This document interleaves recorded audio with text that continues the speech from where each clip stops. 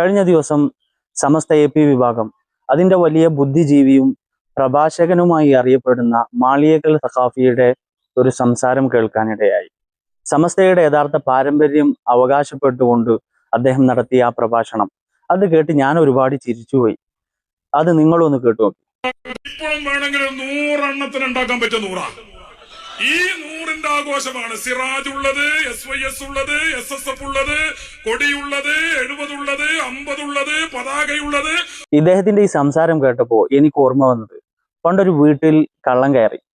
ആ കള്ളൻ ആ വീട്ടിൽ നിന്ന് ആ വീട്ടിലുള്ള ടേബിളും കസാരയും അതുപോലെ തന്നെ ചെമ്പും പാത്രമൊക്കെ അടിച്ചുകൊണ്ട് പോയി. സാധാരണ കള്ളന്മാര് കട്ടെടുത്ത മുതൽ അവനാൻ ഉപയോഗപ്പെടുന്ന രൂപത്തിൽ വകയിരുത്താറാണ് പതിവ്. ഈ കള്ളൻ പക്ഷെ ഒരു AP സമസ്തക്കാരനായിരുന്നു എന്ന് തോന്നുന്നു.